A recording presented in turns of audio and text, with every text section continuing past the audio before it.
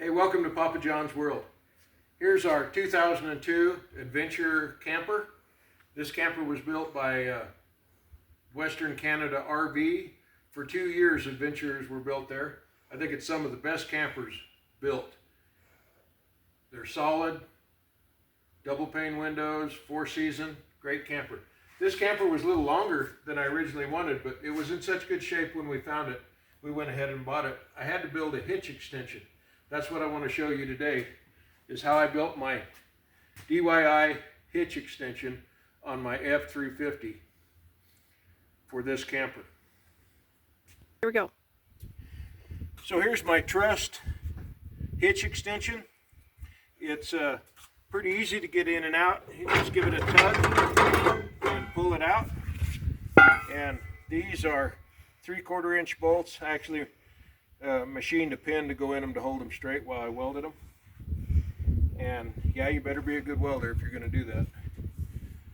Anyway, if you look and see here, if you take the tailgate off your F350, you actually have a pretty good access to the top of the, I'm trying to get you a light there, to the top of the square tube for your receiver hitch. And I put a little bracket with a 7/8 hole here, welded it here.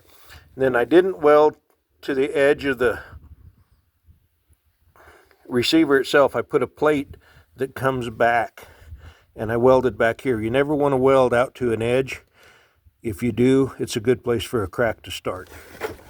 So that's how that goes. Did it on both sides. There, it's easy enough to do. And to get the hitch in, it's not super hard.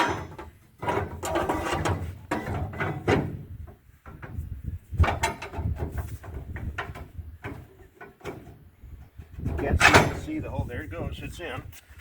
And then of course you get your pin that goes here, and that actually comes out just a little bit right there. And then when I tighten those up in the back, they take all the play out of the hitch and it becomes completely solid. Puts everything in a little bit of a bind and there's no sway. I like that a lot better than the hitch extension you purchase that has the 10 turnbuckles where my rods are. Anyway, it's only going to pull my boat or my 50-inch side-by-side, so I think it's plenty strong. Anyway, thanks for watching. Please subscribe. Are you helping me today, Brandy? Huh? Say when. When we cleaned out our 2002 camper, we found kind of a secret compartment underneath the drawer that was full of receipts from the very first owner and full of unopened cassette tapes of Louis L'Amour and not cassette tapes, but VCR tapes, Clint Eastwood movies and stuff like that. But the receipts were cool because they were from when they left Colorado. They took this to Alaska. And they went to Homer, Alaska, to Anchorage. It went on the ferry from Seattle. They found a receipt for that. They did that in 2005. I just think it's really cool to know the history of the camper you have. Anyway, thanks a lot. Please subscribe.